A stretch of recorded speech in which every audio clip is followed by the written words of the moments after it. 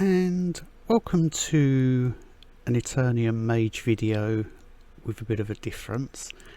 There's a good question here asked by Gaming Freak as a comment on one of my videos, saying I need some help with how to make the best mage build with perfect stats for every item.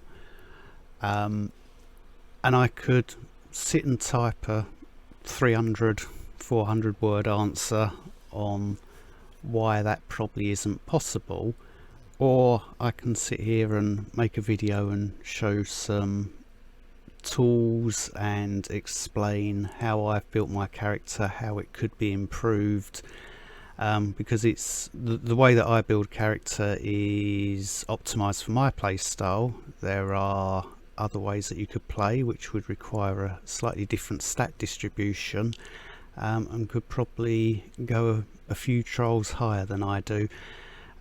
So with that in mind, let's get down and look at crafting level 77 items, stats, playstyles and all sorts of things, and why I don't believe there is a single perfect build that you can have, and that things will change. So let's jump into that. And here we are in game, and before we even look at gear and stats and enchantments and things like that, it probably helps if we know how to craft level 77 gear. So when you're a level 70 character over at the blacksmith, if you were to try and craft something, the highest level that it will let you select is 71. So how do you get that up to 77? That is done via your mastery level for your crafting, and a perk that unlocks when you reach crafting mastery level 50, which is the master crafter perk. At level 25 you have a 25% chance to gain an extra item level. It'll apply multiple times. You really want to get your mastery level up to 50. That gives you a 50% chance to gain an extra item level, and in the background, if you get a successful roll, it will then try again, and if that's successful it tries again and again and again. There are two different crafting algorithms that come into play. So with regular items like this, most of the crafts, 50%, should come out at level 71, and then for set and unique items, if you were to craft those, there's a different algorithm that comes into play. There's a sort of code that prevents good or bad luck, so the probabilities for things being crafted, the level of the item that you get, will adjust based on your previous crafts. So what I'm going to do is drop in a clip demonstrating a tool called Pythia, which you might find very useful, particularly if you're not clear on how the crafting process works, particularly for legendary set and unique items. It'd be very helpful for you in AMB events if you're trying to target a specific level 77 item. AMB, a great place for doing your crafting, because as you can see, regular crafting on regular characters costs a lot of gold and a lot of materials, and in AMB or a new beginning events, those costs are reduced by 80 and 90%, so much cheaper and easier to do those crafts there. So I will drop in the clip and demonstration on Pythia, and then we shall meet back up and finally take a look at some stats. Okay, so this is Pythia, which was created by one of the players, which is based on known crafts that's been collected by the community, plus simulated crafts to form databases so that it can give estimates as to the probability of what your next craft is going to be. I'm assuming it's named Pythia after the Oracle of Delphi from Greek mythology. Hopefully the suggestions given by this tool aren't as cryptic as the oracles was. So you need to be crafting mastery level 50. You need to know your complete history of qualifying crafts, and you need to put them in the correct order. So qualifying crafts, there will be legendary, there will be set or unique, and level 71.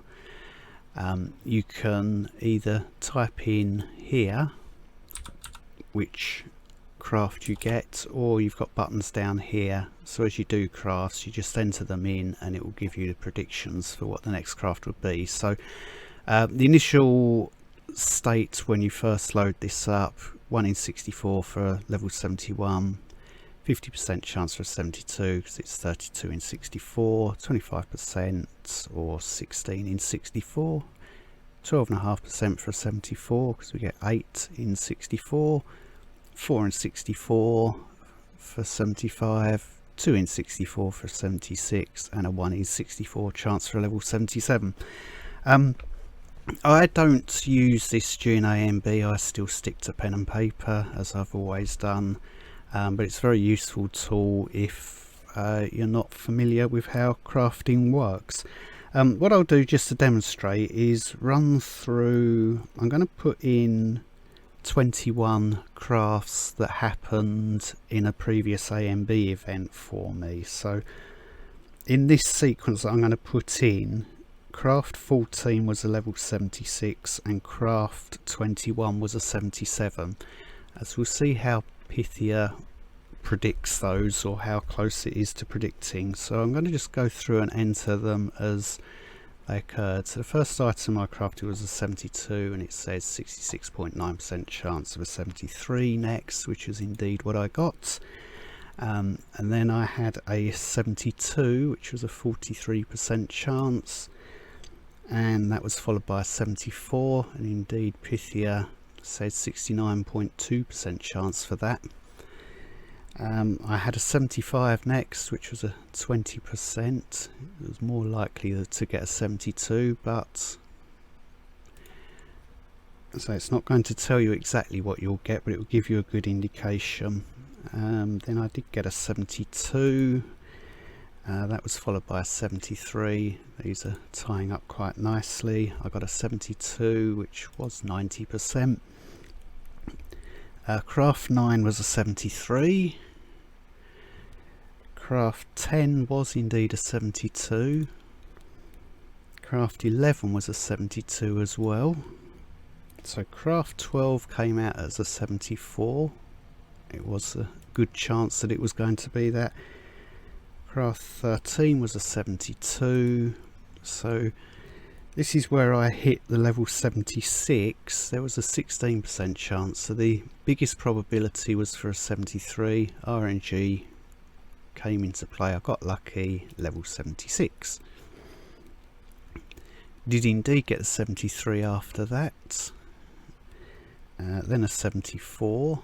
So again it was more likely to get a 72, but the 74 came out.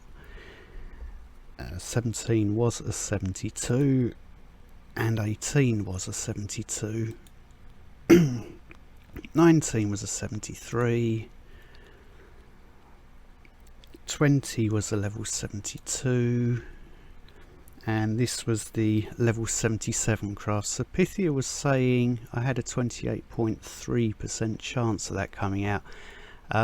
If you are using this tool, you can see it's sort of the second highest probability out of those going. So if you were trying to target a specific item for a 77, that's pretty good odds given everything else, so it would have been worth doing that craft anyway, looking for that. So that's what I got, 77 at that stage. As you can see, it's keeping a tally up the top here. So I'll put a link to that tool in the description below. Maybe you'll find it useful in AMB if you're trying to target specific level 77 items. And welcome back. Before we look at individual bits of gear, I just want to go through a few other things.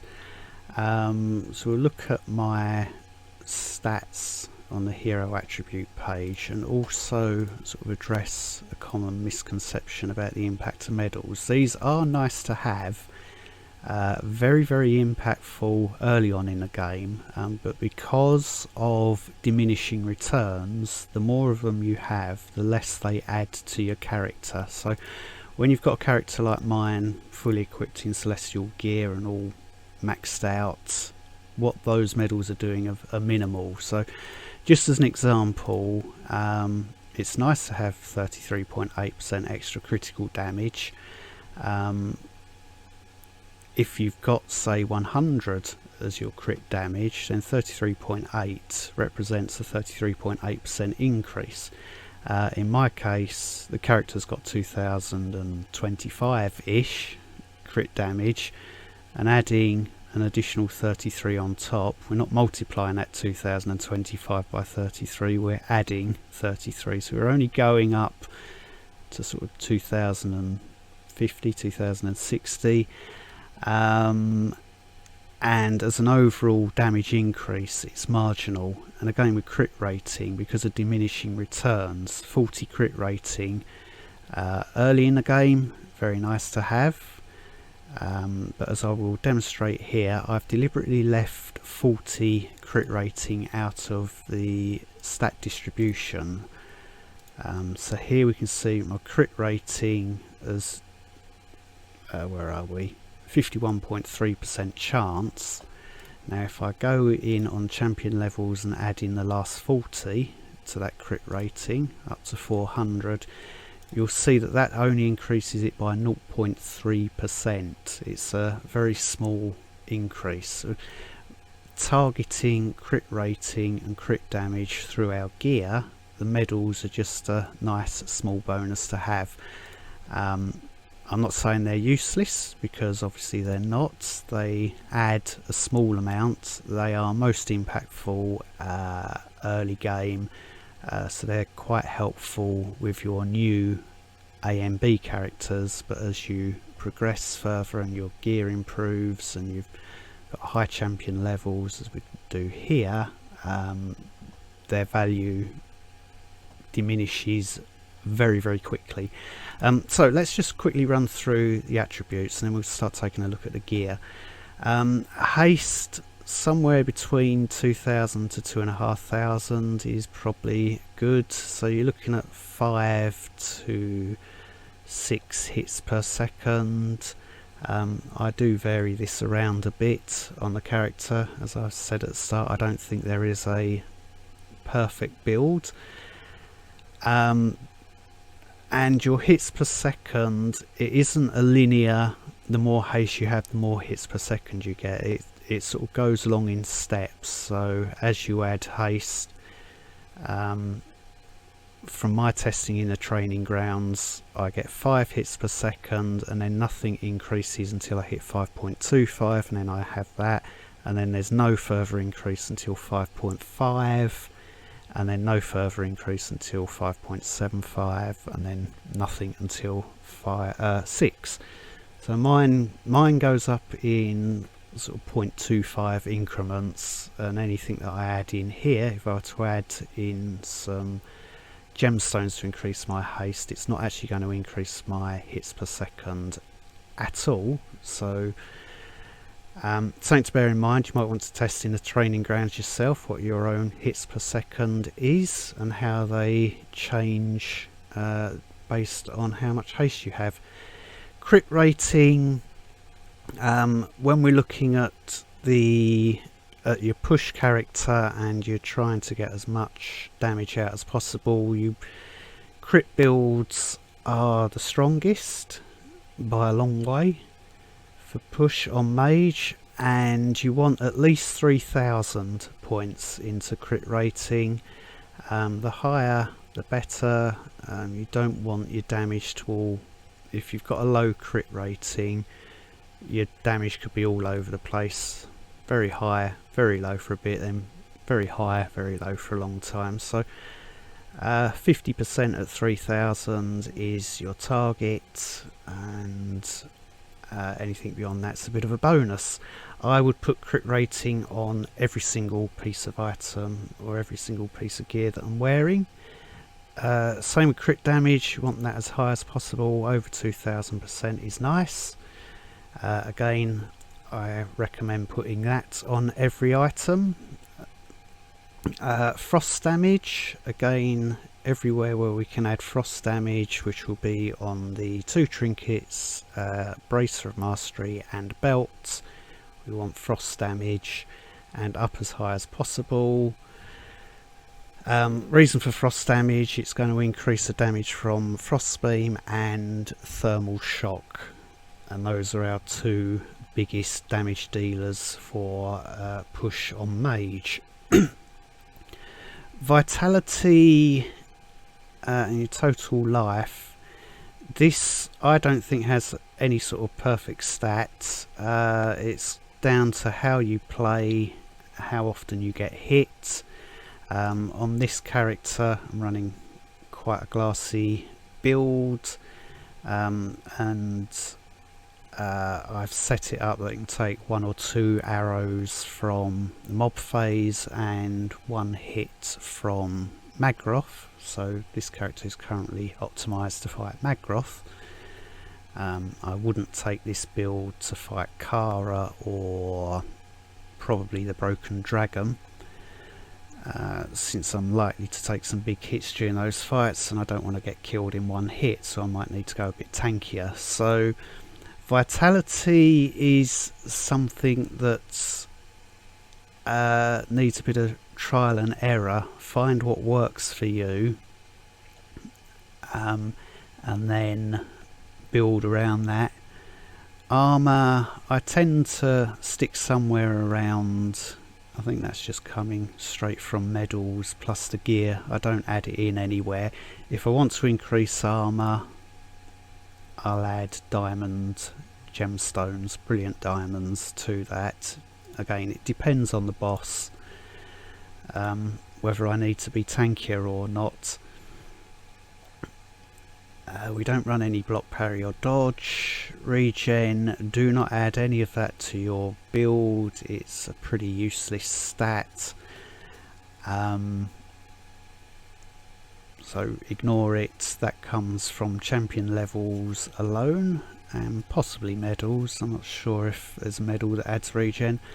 Life on hit, this is something that I vary a bit, somewhere between 2 and 3000 is pretty normal, and again we'll see when we go through the gear, because I can't remember if I've got it added in on any items at the moment, but I like to run with multiple sets of jewellery. So if I need more life on hit, so I'm fighting Kara or Garm and I want a bit more life on hit because I might be taking hits and need to heal through either poison or Kara attacking me while I'm doing frostbeam, then a bit more life on hit which I can add through a ring rather than worrying about building it in on my armour, where it will not be as useful for some of the other bosses. Ability rate, I run this character's at 1520, and then the reason that I go for 1500 or slightly over is that your cooldown reduction is ability rate divided by ability rate plus 1500, so 50%, which is the maximum. Oh no, it's 33% maximum. That all changed quite a while ago. Perhaps I've just got that formula wrong. Anyway, 1500 is where I like to play these days, and then with the Integralis Mantle that gives me about 2000, which maximises alacrity. So alacrity is when you're attacking, then you get a chance for a half-second reduction on your cooldowns whilst attacking, and maximum alacrity chance is at 2000. So I run at 1520. There are far better players than me that will run much lower, possibly down even as low as 1000 on Mage. A very different play style to how I play. You probably want to look at someone like Amber, AMBA, his channel. I'll stick a link in the description, where during the mob phase a lot of what they're doing is just standing around, and they are aiming to target all their damage in one big burst and then wait around for everything to be ready and go again. I like to do one burst, one regular sequence of attacks, and then another burst, which a slightly higher ability rate allows for. Deflect rating is just part of the character. I wouldn't put anything into that unless you're running Stormcaller Regalia. Again, probably not. Have a look at Kinu's channel if you want to see how to build Stormcaller Regalia. Movement speed, you put that on boots and pants. It's an absolute must. As high as possible. The faster you can move, the better. Extra golden experience doesn't matter for push. So I'll pause this video and then we shall start looking at gear. Okay, so I'll start off with the helmets. This is just what I've gone for. As I've said, crit rating, crit damage needs to go on every item. Then I've gone with haste and power on this. The 50 ability rate that's socketed with the gemstone is just so I can get that ability rate overall with the Integralis mantle up to 2000, just to maximise the alacrity.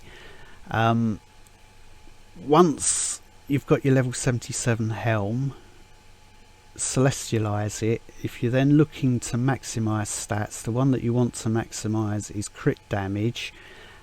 It won't be at 93.7. The way to do that is you'll need to apply it to celestial orbs. So you'll come over to Ingrid and on where is it? Enchanting Celestial Orb. It's an awful lot of materials. I'm not going to sit here and craft one, but it will allow a small increase to a stat of your choice. It will take 2 of them to get your crit damage up to 93.7, which is the maximum. Since we want to maximise crit damage as part of our perfect stats, that one is one that I target. Jewellery, we'll ignore that for now.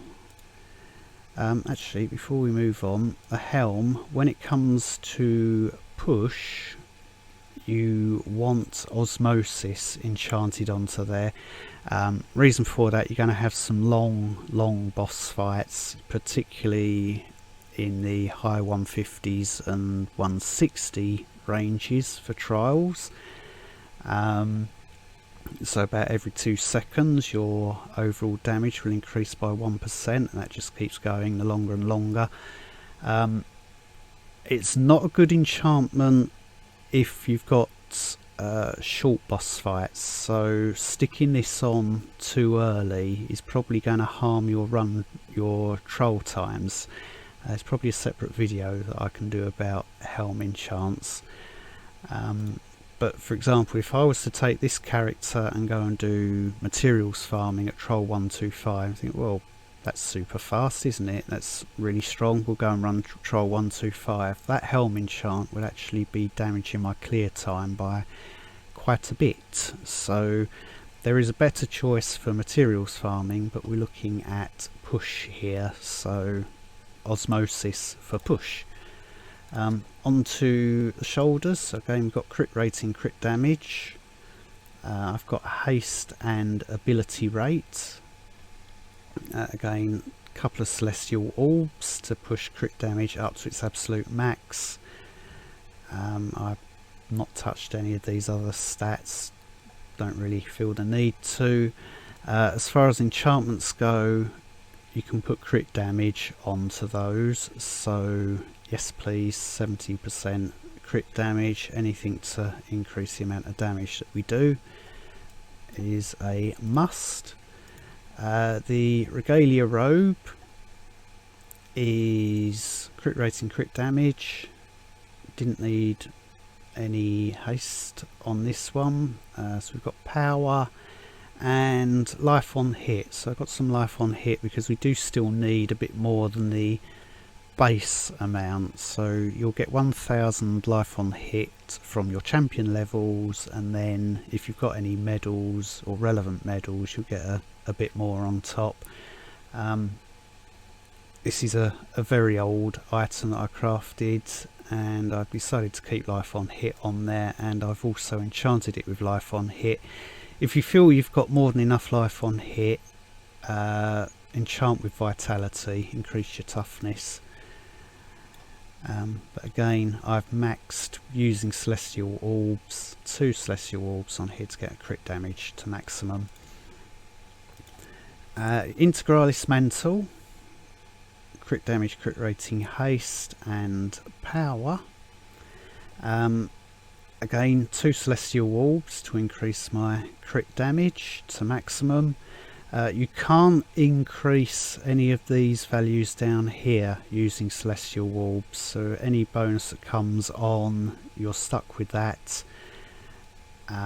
So here we can see with 5 stacks, what's that, 475 ability rate, which is why I've got this socketed up here, which gets us to over that 2000. And then I've enchanted it with crit rating, trying to maximise my chance for crits. When it comes to the trinkets, Vial of Wind Spirit, I've not got crit rating on this one. Probably because I wanted some ability rate somewhere and I felt over 3000 we're fine. I've got ability rate, haste, frost damage, crit damage. Frost damage, I have used 2 celestial orbs to push that up to its absolute max, because as we said earlier, frost beam and thermal shock are our biggest damage dealers. So anything that can completely max out what we get from that, I want that as high as possible. That's as high as it will go. And crit damage maxed out with 2 celestial orbs as well. No enchantments on trinkets. Another one with no crit rating, that's interesting.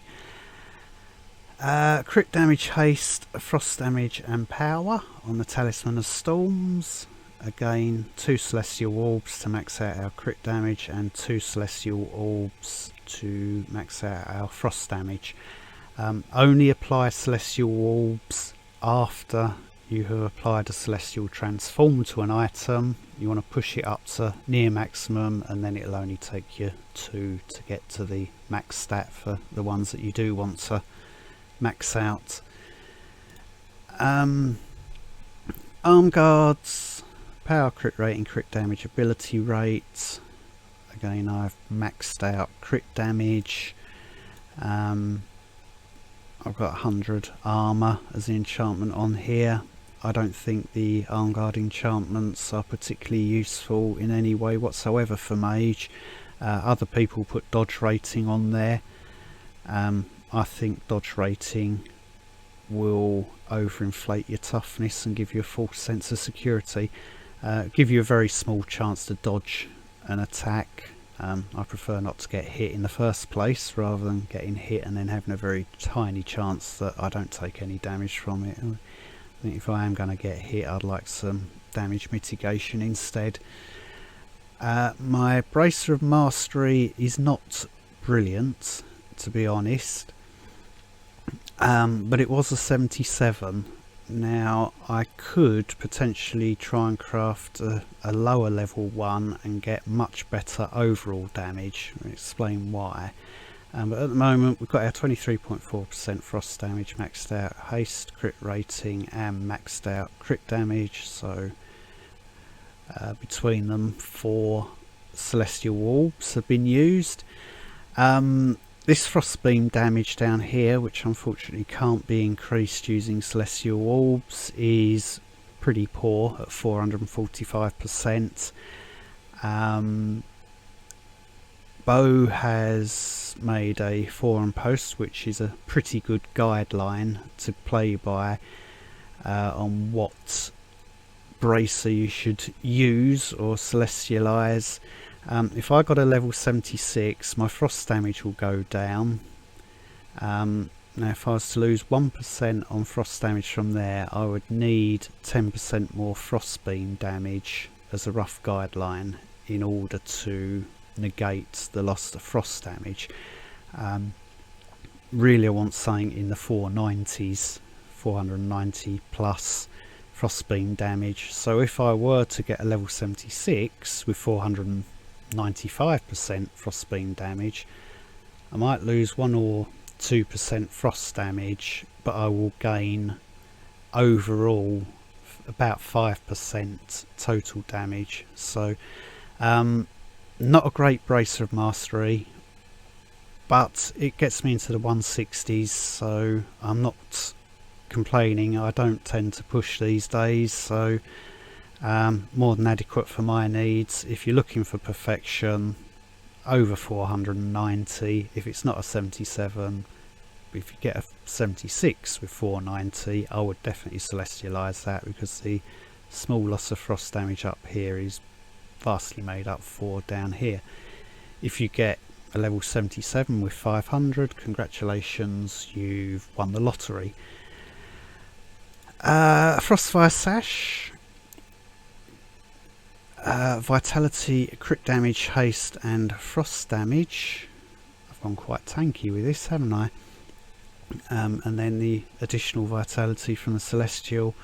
But again, 4 Celestial Orbs, because the stats that I am most bothered about, crit damage and frost damage, I wanted them as high as possible, so there they are. On to pants. I think this is a display issue, rounding only. I think it should be 93.7, yes.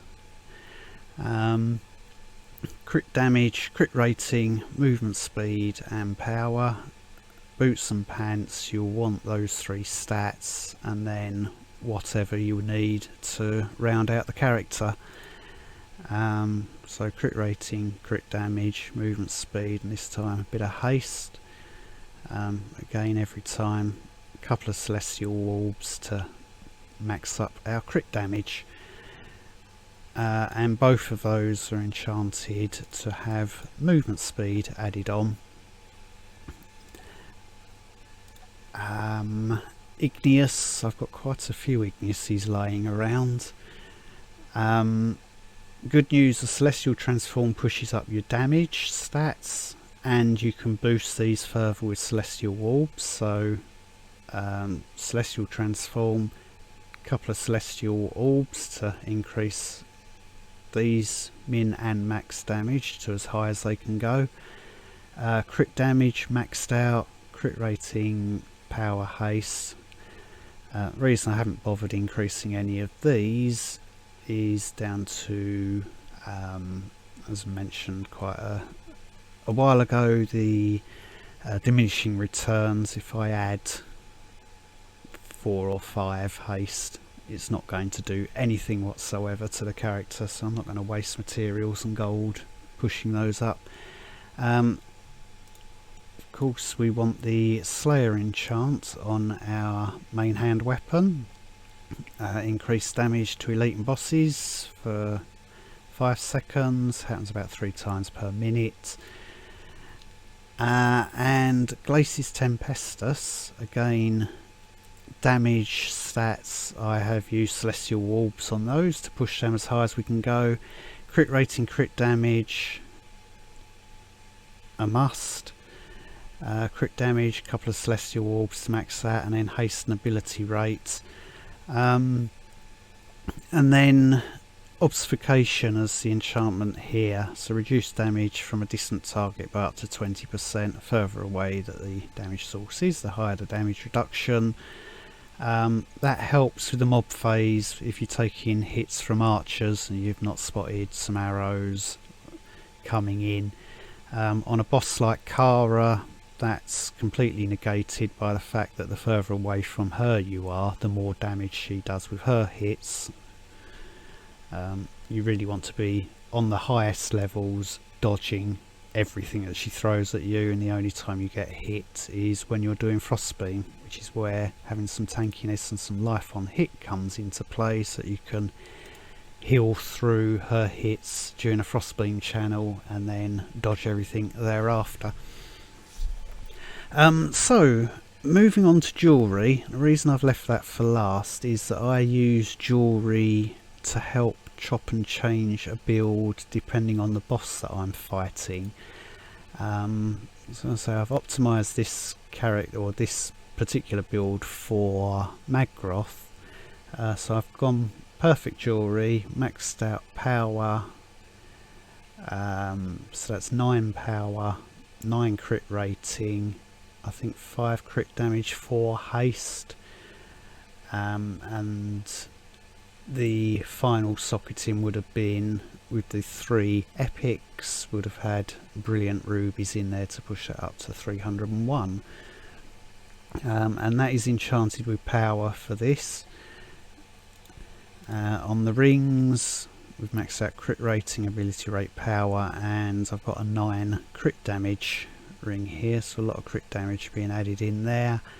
And I'm adding in additional crit rating through the enchantment, everything just to try and push these values up, and similar rather than ability rate and power, so 2 identical rings and more crit rating in there. If I were fighting other bosses, I might want more haste or more ability rate or more crit damage on my necklace. That one had 99.2, I've got one here I can increase my crit damage, or I might want more life on hit because I'm fighting Kara or Elben. Similar with rings, if I wanted some haste, which I don't need because that's not doing anything, but that might be an old one, or some toughness, and that comes into play. And similarly here, a bit of life on hit, bit of toughness, helpful for suddenly increasing tankiness. Other things that I do if I'm trying to chop and change the build depending on the boss, so these are the skills that I use particularly on Magroth, Elben and Garm. But if I'm fighting the Broken Dragon and Kara, I might want to tank things up a bit, so I might drop in Endurance, and we see that that pushes our toughness up a bit. I might want to keep this in and completely drop Glass Cannon, and our toughness rises even further. If that's still not enough, dying too much, I can pull out all these rubies, and we can jump in to a stash, and I can either stick in a few diamonds or emeralds, and I've got millions of them sat around, so plenty to help chop and change. So that's probably why I say there isn't a perfect build, but I think there are stats that you need and stat ranges that you should aim for, and then you'll have situational things depending on the boss that you're fighting. So I'm going to set that back to how we had it. What I'll do is, just to finish up, drop in a clip of a run of Trial 150. This is the exact build that was used for that run, and then if you still have questions or comments, then feel free to put them down below. Otherwise, it's been a lengthy video, but thank you very much for watching.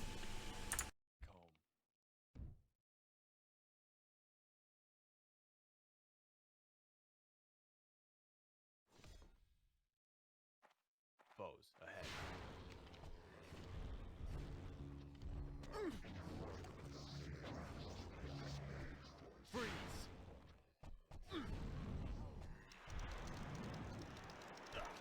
a summon.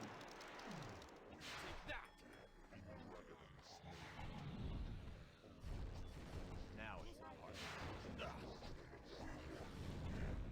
They have a summoner.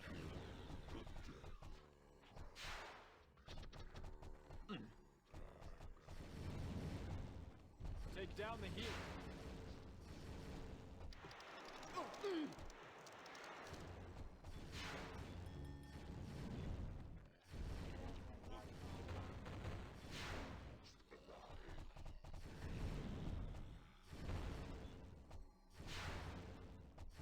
Burn!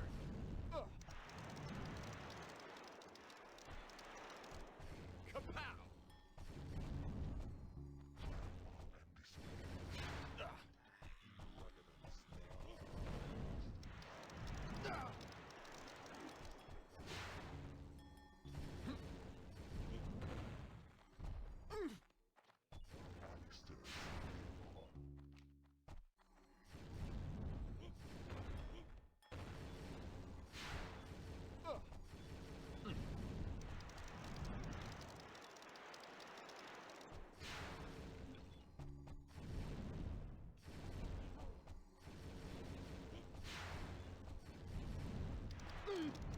Kaboom!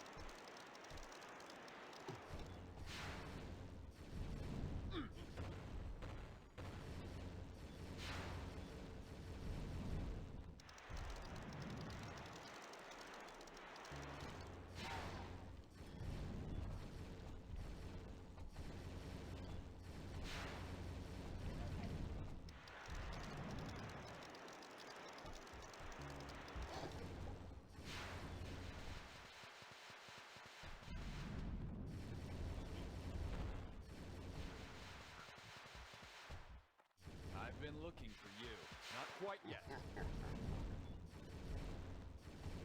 Freeze!